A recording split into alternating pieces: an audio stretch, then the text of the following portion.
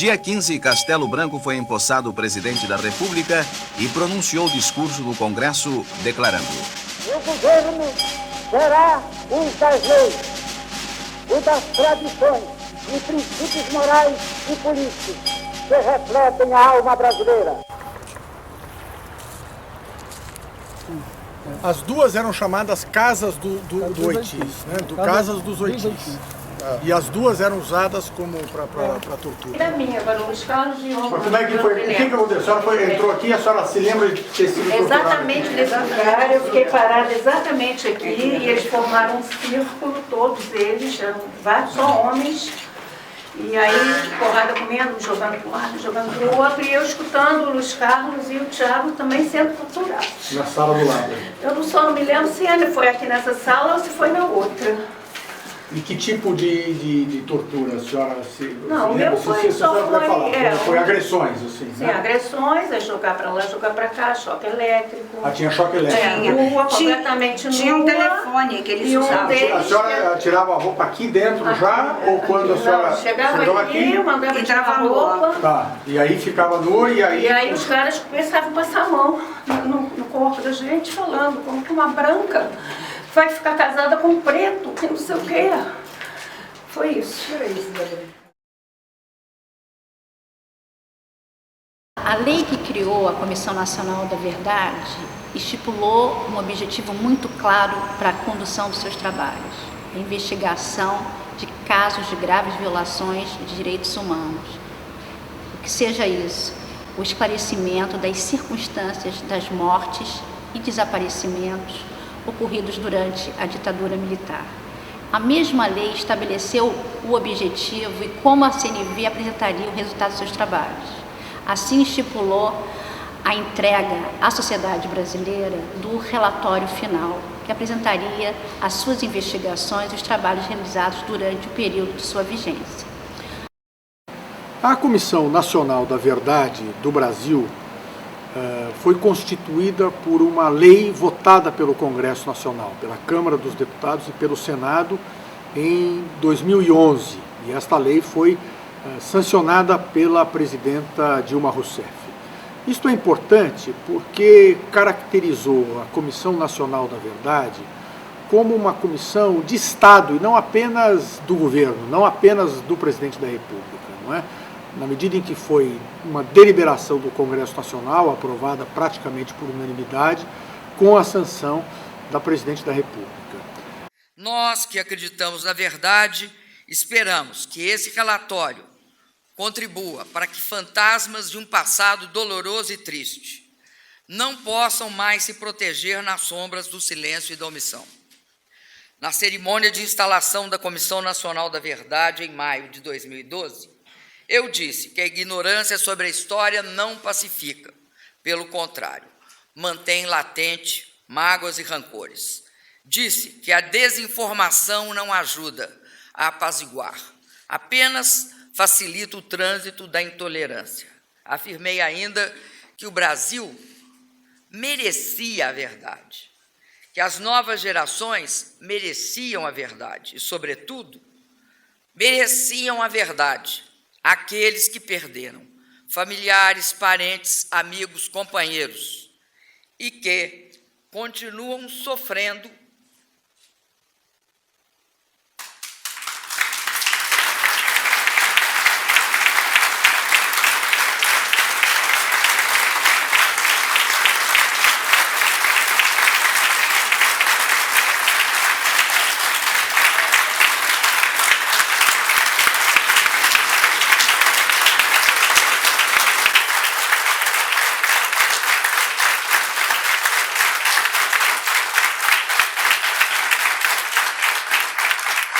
continuam sofrendo como se eles morressem de novo e sempre, a cada dia.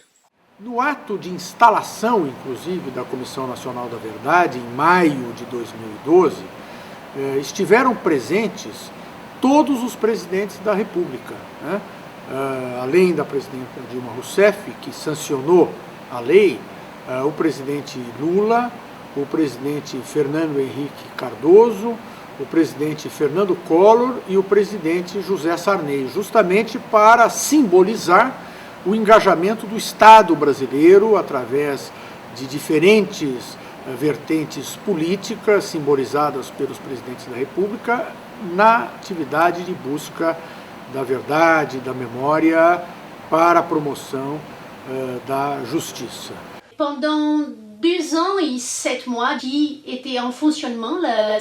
Durante 2 anos e 7 meses que esteve em funcionamento a CNV, que foi uma comissão de Estado que administrou todo um trabalho no país, um trabalho de base, a institucionalização da CNV possibilitou um processo de quase 100 comissões da verdade. Comissão das universidades, comissão dos estados, comissão das cidades, comissão, por exemplo, da Ordem dos Advogados do Brasil. Enfim, vários tipos de comissões. 43 acordos de cooperação técnica. Em números, entre os colaboradores que trabalharam na CNV, 200 pesquisadores e consultores. Mais de 1.100 entrevistas foram realizadas pela Comissão Nacional da Verdade. 80 audiências públicas, 11 inspeções de instalações públicas, com o reconhecimento das vítimas nos locais onde foram praticadas as torturas.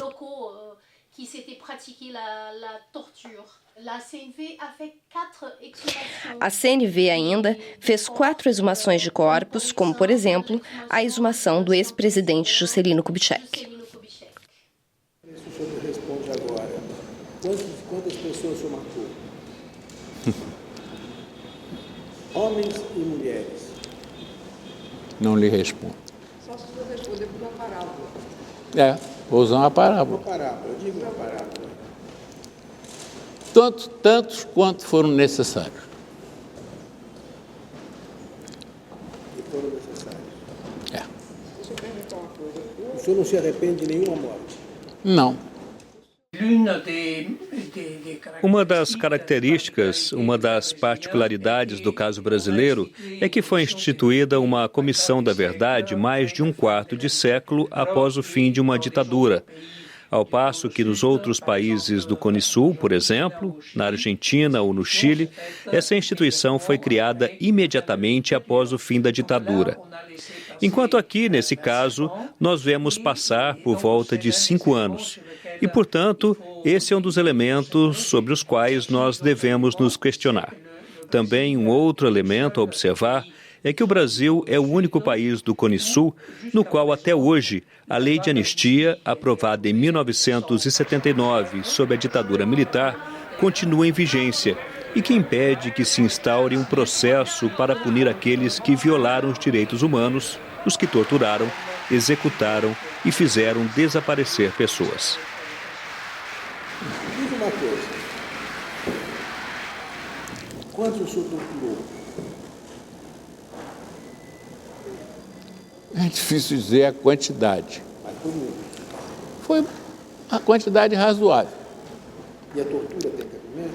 Tem. O senhor acha? Acho. Defenda a tortura. A tortura... Justifique. Tá. Tortura é um meio... Só quer obter uma verdade. Não, quero ouvir a sua verdade. Tá, mas eu estou exemplificando. Só quer saber uma verdade. O senhor tem que me apertar para me contar. Senão eu não conto. Muito pura e simplesmente. Então, a tortura em elemento de grande periculosidade, vamos dizer assim, é válido.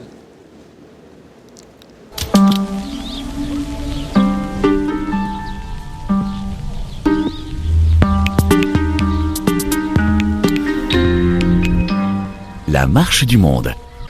O Brasil é o único país da América do Sul onde jamais foram julgados os crimes da ditadura militar em função da lei da anistia aprovada em 1979. Mas com a criação da Comissão Nacional da Verdade, que veio para mostrar as violações aos direitos humanos, o Brasil finalmente confronta os anos sombrios de sua história. Eu quero dar nome, eu quero que o senhor descreva a cena. O pior, o senhor já falou, é que fazia mutilação. Queria saber que tipo de mutilação era. Quando o senhor vai se desfazer de um corpo Naquela época não existia DNA, concorda comigo? Sim. Então, quando o senhor vai desfazer de um corpo, quais são as partes que, se acharem o corpo, podem determinar quem é a pessoa? Quais são as partes? Vegetais. Eu quero que você me diga. Arcada dentária, digitais, só. Então, mas cortava a cabeça ou te arrancava, quebrava os dentes? Quebrava os dentes. E cortava as mãos? Não, as mãos não. Bom, digitais? Não. Digital é daqui para cima. Ah, sim, cortava os dedos. Se desfazia do corpo. O senhor não sabe exatamente que rio era? É difícil. A voz de Paulo Malhães, durante a sua audiência na CNV, o coronel Paulo Malhães, ele não dá detalhes, ele reconhece as detenções arbitrárias, bem como ter torturado pessoas até a morte e ter desaparecido com os corpos após os ter mutilado. Exatamente. Então, ele foi um dos poucos militares que falou abertamente sobre o sistema e sobre a questão da tortura. Porque a maioria deles negava que isso não existia. Ou, se existia, se tratava apenas de alguns casos isolados. Então, Malhães foi o primeiro a reconhecer sua responsabilidade e também o primeiro a expressar seu medo. E, no mais, ele foi assassinado em abril de 2014. Sim, justamente. 3 semanas após seu depoimento à CNV, a polícia do Rio de Janeiro disse que se tratou de um crime comum. Mas sobre isso ainda restam dúvidas, porque no contexto da Comissão da Verdade, ele foi, de fato, o militar que mais falou sobre o que se passou durante o regime. Portanto, ele incomodaria muito, evidentemente, ele incomodaria a própria instituição militar. É verdade que tinha um outro militar, como Cláudio Guerra, que há alguns anos lançou um livro elucidando um pouco esses casos de tortura. Mas, oficialmente, para um organismo de Estado, Paulo Malhães prestou, de fato, um depoimento consistente.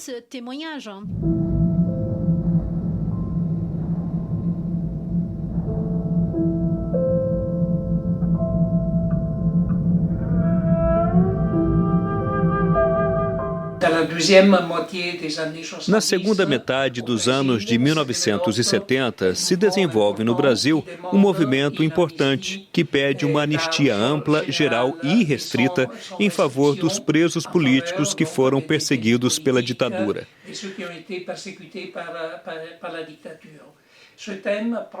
Esse tema ganhou progressivamente importância e, em 1979, sob a presidência do general Figueiredo, o governo acorda uma anistia, mas, ao final das contas, uma anistia com algumas condições.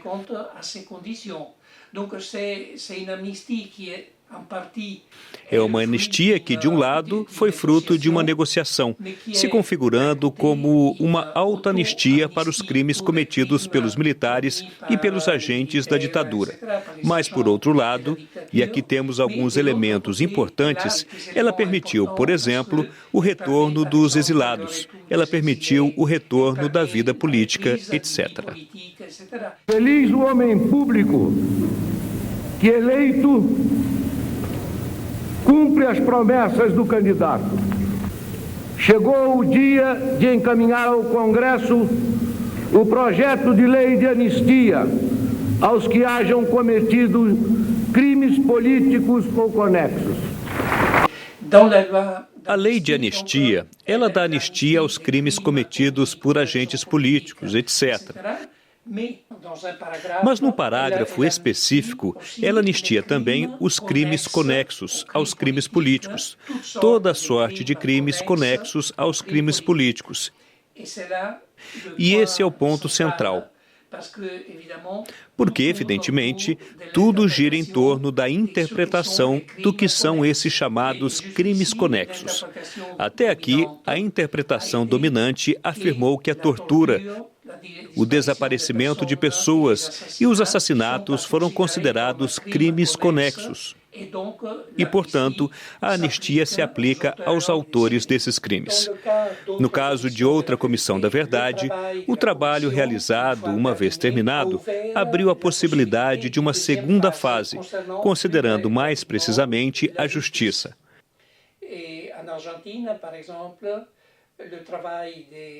Na Argentina, por exemplo, o trabalho da CONEDEP, Comissão Nacional sobre o Desaparecimento de Pessoas, serviu de base para o julgamento dos chefes militares e para uma série de outros processos. Igualmente, o trabalho feito no Chile pela Comissão Rettig, ele pôde ser utilizado após 10 anos para abrir processos contra os torturadores, responsáveis por mortes, etc. O Brasil, no momento, é um ponto de interrogação. Será que o trabalho da comissão abrirá essa mesma possibilidade? No dia 20 de outubro, 2 meses depois da minha prisão, e já dividindo a cela com outras presas, servi de cobaia para uma aula de tortura. O professor, diante dos seus alunos, fazia demonstrações com meu corpo. Era uma espécie de aula prática com algumas dicas teóricas. Enquanto eu levava choques elétricos pendurada no tal do pau de arara, ouvi o professor dizer, aspas, essa é a técnica mais eficaz. Fecha aspas. Acho que o professor tinha razão. Quando eu comecei a passar muito mal, a aula foi interrompida e fui levada para a cela. Alguns minutos depois, vários oficiais entraram na cela e pediram para o médico medir minha pressão. As meninas gritavam, imploravam, tentando em vão impedir que a aula continuasse. A resposta do médico Amílcar Lobo, diante dos torturadores e diante de todas nós, foi, aspas, ela ainda aguenta, fecha aspas. E, de fato, a aula continuou. A segunda parte da aula foi num pátio, o mesmo onde os soldados, diariamente, faziam juramento à bandeira e cantavam o hino nacional. Ali fiquei um bom tempo amarrada num poste, com o tal do capuz preto na cabeça. Fizeram um pouco de tudo. No final, avisaram que, como eu era irrecuperável, eles iriam me matar, que eu ia virar um presunto, um termo usado na época pelo Esquadrão da Morte. Ali simularam meu fuzilamento. Levantaram rapidamente o capuz, me mostraram o revólver apenas com a bala e ficaram brincando de roleta russa. Imagino que os alunos se revezavam no manejo do revólver, porque a brincadeira foi repetida várias vezes. O depoimento para a história de Dulce Pandolfi durante sua audiência na Comissão da Verdade do Rio de Janeiro, no Brasil, ela sobreviveu ao curso de torturas aplicado no seu corpo. Na época, ela era uma estudante engajada no movimento da ALN, Ação Libertadora Nacional contra a Ditadura Militar. O relatório final entregue à presidente Dilma Rousseff em dezembro de 2014 é constituído por mais de 4.000 páginas. Então, vocês, servidores do governo, implicadas em graves violações dos direitos do homem, vocês mostram igualmente a diversidade de setores atingidos pela repressão e de que maneira eles resistiram, compreendendo a utilização da luta armada. E, por fim, vocês estabeleceram uma lista de vítimas mortas e desaparecidas. Para que serve esse relatório desejado pelo Brasil e, ao mesmo tempo, tão pouco divulgado? Nunca antes da CNV, tantas pessoas da sociedade brasileira escutaram e compreenderam o que se passou durante a ditadura e mesmo que durante a ditadura ocorreram torturas. Muitas pessoas não acreditavam que isso realmente aconteceu. A imprensa teve um papel especial também, no sentido de que ela divulgou muitos eventos promovidos pela comissão. Mas depois de dezembro de 2014, depois de passados alguns meses, nada aconteceu. Existe no fim do relatório uma lista de recomendações que os membros da comissão fizeram, nesse caso para a presidente da República, para criar mecanismos de vigilância para que se pudesse pôr em prática essas recomendações feitas. Mas, ao fim e ao cabo, nada ainda aconteceu. E essa permanece sendo uma questão política muito mais do que uma questão jurídica. 29 recomendações, né, voltadas justamente a corrigir os erros do passado e a evitar que eles se repitam no futuro. A começar, então, da responsabilização daqueles que causaram graves violações. A comissão é muito clara no sentido de entender que deve haver a responsabilidade institucional das Forças Armadas pelo impacto que tiveram nessas graves violações, já que foram protagonistas dessas graves violações, mas também a responsabilização civil, criminal e administrativa dos indivíduos, dos agentes do Estado que nunca foram processados, julgados e condenados e que deram causa a essas graves violações. Estou certa que vocês, integrantes da Comissão Nacional da Verdade, cumpriram ao longo desses 31 meses sua missão, pois se empenharam em pesquisar, em indagar, em ouvir e em conhecer a nossa história. Trouxeram à luz, sem medo, o tempo oculto pelo arbítrio e pela violência. O trabalho de vocês reforça os sentimentos que manifestei naquela ocasião. Quem dá voz à história são os homens e as mulheres livres, que não têm medo de escrevê-la. A verdade não significa revanchismo. A verdade não deve ser motivo para ódio ou acerto de contas. A verdade liberta todos nós do que ficou por dizer, por explicar, por saber. Liberta daquilo que permaneceu oculto,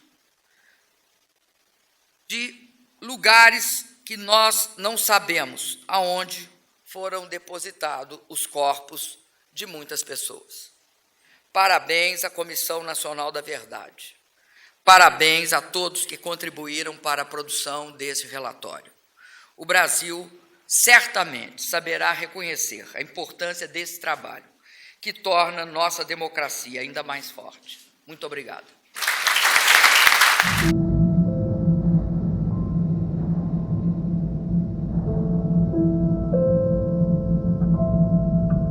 Mas a comissão também identificou uma série de políticas públicas ou medidas administrativas e legais que devem ser adotadas para evitar que ocorram situações como a que ocorreram no passado.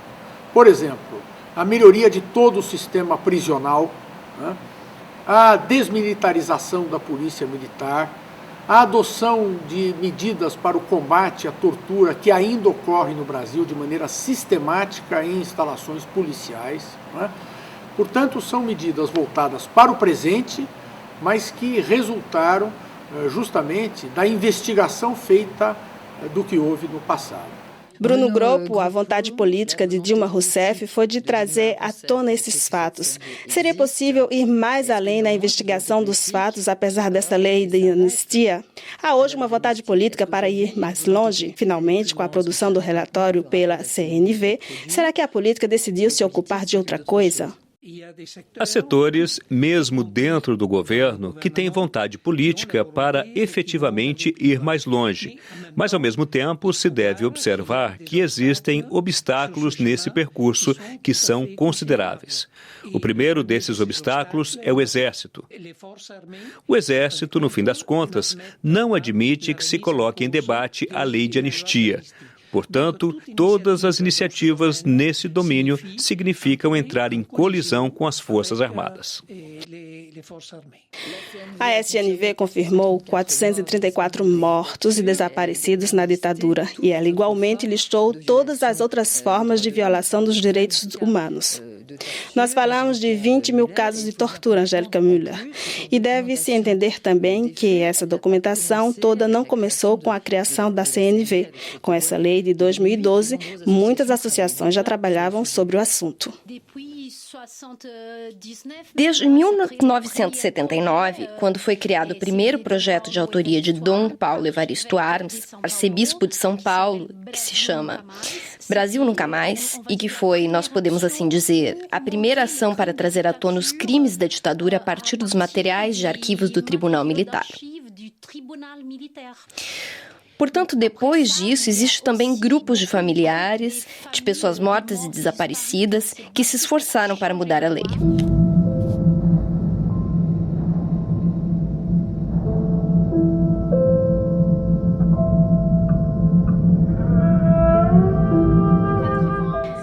A ditadura militar no Brasil teve fim em 1985. No entanto, o processo de justiça de transição demorou. Nós temos em 1988 a Constituição, mas isso na época em nada ainda contribuiu para a questão da justiça de transição.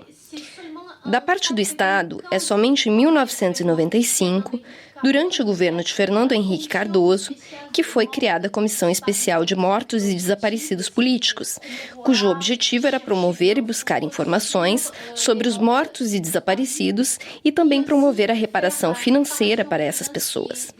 Em 2002, a Comissão da Anistia foi criada para julgar os crimes de violação do Estado contra os mortos e desaparecidos, a fim de promover uma reparação financeira. Depois disso, durante todo o governo de Lula, as famílias de mortos e desaparecidos e outros organismos fizeram muita pressão para criar a Comissão Nacional da Verdade. Mas foi somente no governo de Dilma Rousseff que foi criada uma lei e, em novembro de 2011, então, a Comissão Nacional da Verdade. O Brasil tem uma característica esquizofrênica em se tratando de política. Quer dizer, de um lado se reconhece, a partir de 1995, a responsabilidade do Estado nos crimes da ditadura, etc., criando a Comissão Especial dos Mortos e Desaparecidos Políticos. É aberta também uma política de reparação. E se criou, depois disso, uma política de reparação bastante generosa no que se refere às vítimas. Mas, ao mesmo tempo, não houve absolutamente justiça. E a impunidade continua vigente até agora.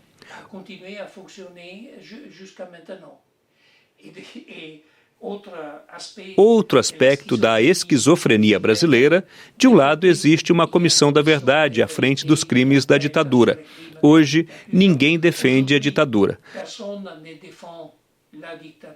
Mas, por exemplo, as Forças Armadas continuam mantendo o mesmo discurso dos anos 60, dizendo que essa ação não se tratou de um golpe de Estado que queria instituir uma ditadura, mas de uma revolução para salvar a democracia em face a uma ameaça comunista. É exatamente o mesmo discurso utilizado nos anos 60. O que é essencial é a conclusão a que a comissão chegou de que as graves violações de direitos humanos foram produto no Brasil de uma política de Estado, não foram produto de ações individuais e adotadas subjetivamente por alguns agentes do Estado. Não, foram uma política de Estado organizada a partir dos gabinetes presidenciais, dos presidentes ditadores, e que objetivaram a eliminação, inclusive física, dos opositores principais do regime militar, a partir do uso de recursos públicos, agentes públicos, né, em instalações públicas. Até 15 de julho de 2015, o Arquivo Nacional receberá todo o acervo produzido pela Comissão Nacional da Verdade. Esse recolhimento está amparado por dispositivos da própria lei que cria a comissão, que já determinava que, ao final dos trabalhos e da consecução do seu relatório, todo esse acervo viria à principal instituição arquivística do país para a guarda, preservação e acesso a todos aqueles que se interessam.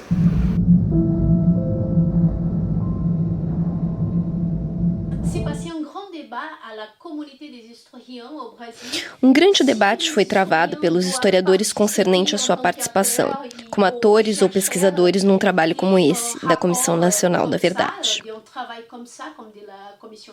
E o relatório da CNV foi um processo de construção onde pesquisadores, historiadores, advogados, peritos criminais, policiais se debruçaram sobre os casos de morte e desaparecimentos ocorridos no Brasil e puderam fazer as investigações, retomar os casos e fazer pesquisas em arquivos no Brasil e no exterior para a elucidação dos casos objetos da Comissão Nacional da Verdade. Eu fui recrutada pela CNV justamente porque eu trabalhei durante mais de 10 anos em estudos sobre o movimento estudantil, durante a ditadura no Brasil. Eu fiquei encarregada de organizar o capítulo sobre os casos graves de violações de direitos humanos no domínio universitário. Se trata muito mais de uma verdade jurídica. Nós estamos aqui para estabelecer os fatos. No nosso campo de trabalho, enquanto historiadores, nós temos ferramentas específicas para realizar isso, de forma que realmente possamos trabalhar juntamente com juristas, cientistas políticos, nesse tipo de trabalho, que é um relatório desta natureza. Quando observamos o trabalho de diferentes comissões da verdade na América Latina, todas as comissões, a Comissão sobre o Desaparecimento de Pessoas na Argentina, a Comissão Rettig no Chile, etc., a Comissão da Verdade teve efetivamente como objetivo estabelecer os fatos, mas, ao mesmo tempo, ela propõe uma interpretação geral do período. Todas as comissões fizeram isso, começando pela Comissão Nacional sobre o Desaparecimento de Pessoas na Argentina, passando pela Comissão Rettig, etc.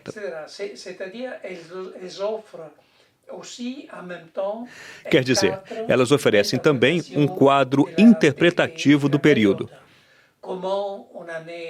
Como se chegou até aqui? E, nesse caso, ela tem uma influência, eu diria, não verdadeiramente sobre a historiografia acadêmica propriamente dita, mas elas criam uma versão histórica do período, a qual tem importância porque se torna, em alguns casos, por exemplo, no caso da Argentina, uma versão histórica que predomina sobre todo um período.